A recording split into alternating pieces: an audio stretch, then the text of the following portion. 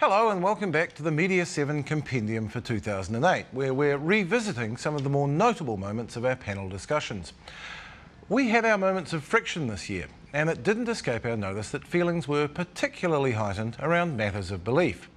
Witness our program on media regulation with Catholic Church spokesperson Lindsay Freer and unbelieving actor Oliver Driver, and the BSA's Dominic Sheehan occasionally getting a word in edgeways.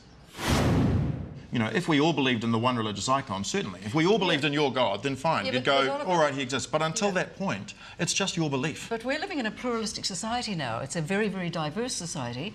And, you know, liberal sort of speech, freedom of speech, shouldn't be an incentive to incite offence against those many groups of people who constitute our pluralistic society. There are people out there that would believe that some things some parts of the church do are offensive. If we want to take the mickey out of the Pope, you know, the fact that you revere him as a man who has a direct conversation with God, and I think of him as a guy in a funny hat, doesn't mean that I shouldn't be allowed to say that. It's a question of how you take the mickey out of the Pope. Why? There are some very funny Pope jokes, and I mean, I think it's true to say that the Catholic Church has a very big body of humour. Father Ted we saw as one such. But it's the way it's done. Is it done to denigrate? Is it done to... But why should that bother you or your God? Do you think he's really worried about it? Do you think he's up there going, oh, if only it wasn't for South Park, I'd have another 100,000 people commit to me? I don't think it's not simple. Why does he need that help? No television, no broadcaster is going to get up and make rather crass, show rather crass pictures depicting our head of state or our Prime Minister, who might happen to be a woman, menstruating, and menstrual blood, or blood from any other bodily orifice, coming and shooting and covering somebody else in the face. I mean, you've got to draw the line somewhere. They actually might. In a comedy show like South Park as well. I mean, they would. They've done it with George Bush, they've done it with everybody else. With South Park, it was a contextual thing. These were images that were crudely animated. I mean, again, let's not forget, everything, all good taste and decency complaints are always dealt with in context. Anyway, that scuffle was nothing on the year's most sensational show, the examination of Sensing Murder, which pitted sceptic Jeremy Wells against the show's producer, David Baldock. Well, for me, I think the show is really to documentary making what WWF is to sport. It's clearly hocus pocus. As you said before, all the psychics can do is come up with exactly the same information that everybody already knows. And then because of this amazing time constraint situation which the producers place on the psychics, we get to a point where they might be close to locating the body, but oh no, look, we can't go and get that. But well, that's the only bit we don't know. Funny that.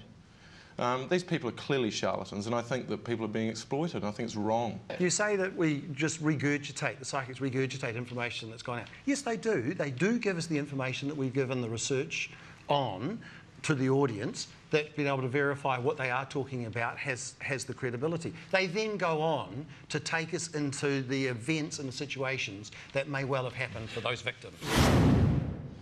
But we never did find out the answer to this question. A final question, and I'm not being entirely facetious. You scoffed at the idea of the victims' interest because they were dead. You've got people on a week-by-week basis talking to these victims. Has anyone gone back to Agnes and asked her what she thought of the show? Not from my perspective, no. Why not? Surely, if these people are talking to your psychic... No, it's not. That's a good point. It's a fair point. They are talking to your psychic... And we've gone back to try and find out the information. These victims have rights too, and you've got people bothering them the whole time. Deb Webb, I'd hate it if she turned up at my house. No, you wouldn't talk to her all the time. It'd drive you nuts. I'm sure if you're raped and murdered, you could have a chat to her. Well, look, what best they could do, if they liked her, surely they'd say, well, here's my body. Weird how they don't do that. The only thing that they need to do is just say, oh, my body's just over there, man.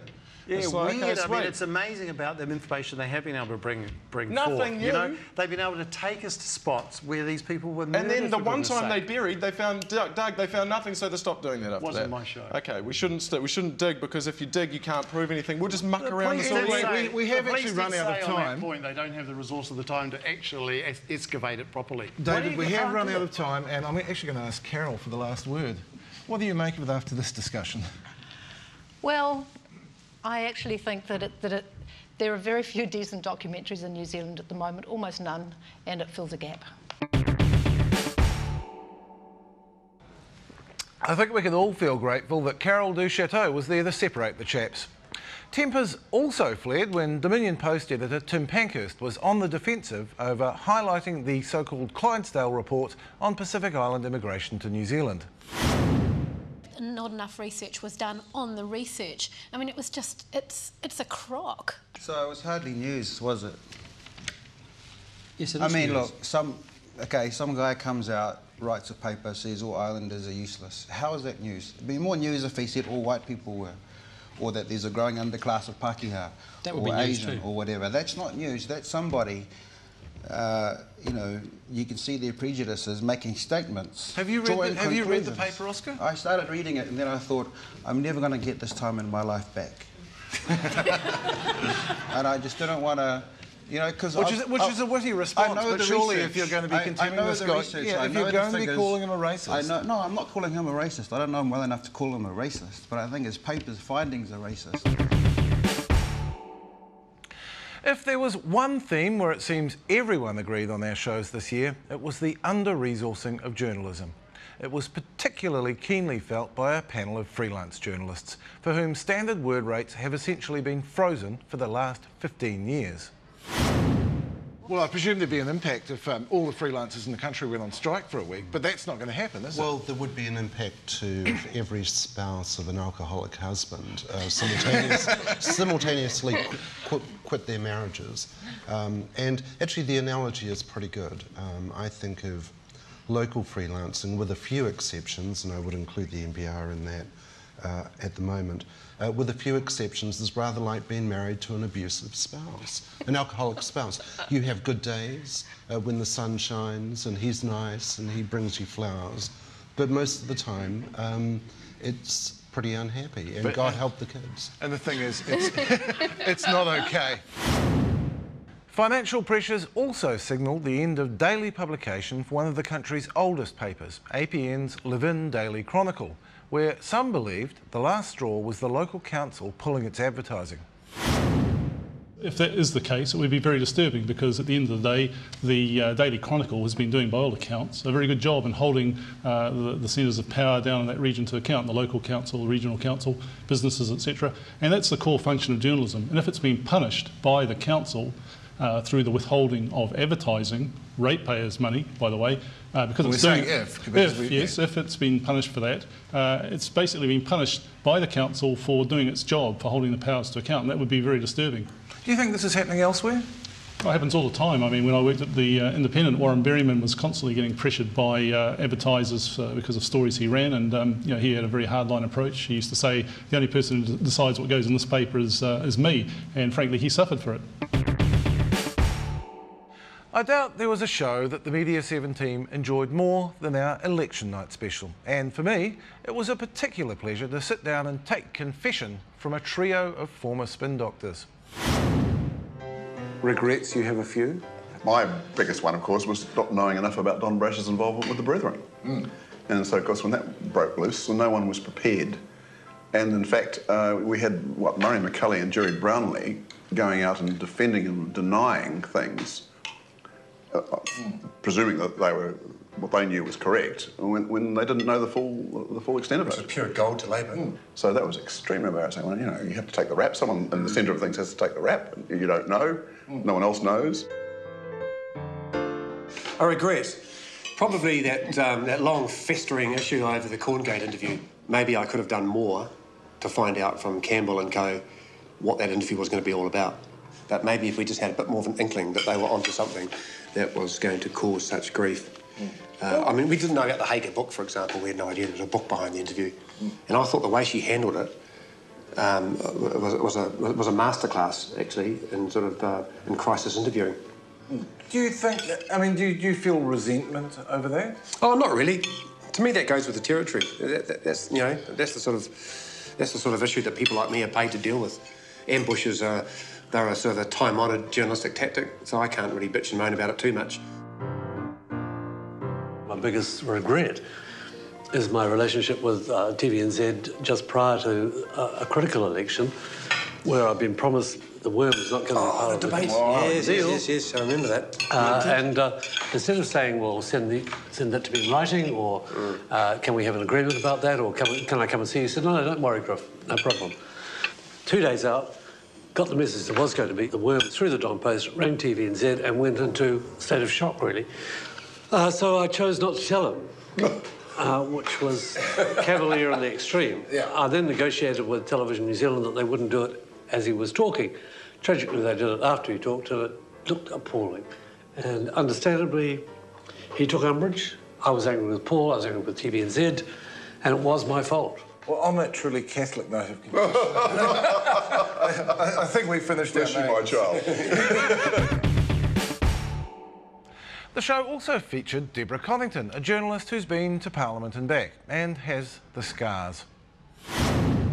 And Deborah, I thought it was fascinating, Richard Long saying, I wish I'd known what was going on. It does rather suggest that Don Brash was off the reservation there, wasn't he? Well, he was, and you know, there is a point at which the media would not be doing their duty if they didn't pick up on things like when Don Brash put out a press release, God knows why, to say he was taking 4 days off to take care of his marriage. Now, he thought the press gallery would ignore that and leave him alone. Well, you know, if it came out that he'd put that out and no one picked it up, it would have been a disaster for the press gallery. And being on the other side of that, when the gallery is after you like a pack of baying wolves, it's horrible. But as a former journalist who went into Parliament, there was also that side of me that knew what it was like to want to get a story, and I was probably I should have been a bit more like Winston, told them all to naff off. And because they're fair game, we had a little bit of fun with the politicians. Here's a little story that should be told with a whole lot of heart and a little bit of soul. Well, we're all stuck in dead-end jobs, but the party's at the back, so baby, come on! Michael Cullen is a serial tax cut canceller. Tax cut canceller. Tax cut canceller. Actually canceller. Actually comments I made. Change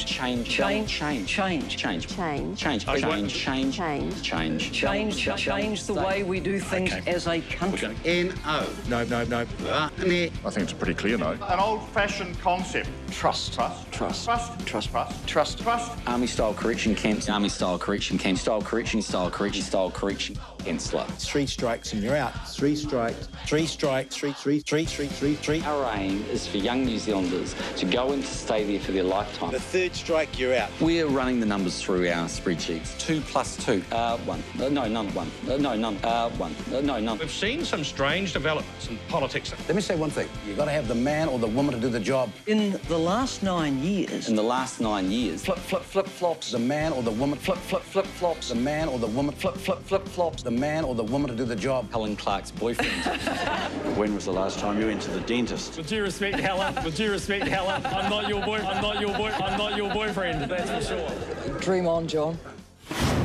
And with that, we're all off for some festive cheer. We hope this Christmas finds you well. You can catch up with our field reporter Simon Pounds, best of the year next week, and our summer season in January. From all of us here at Media 7, have a Merry Media Christmas.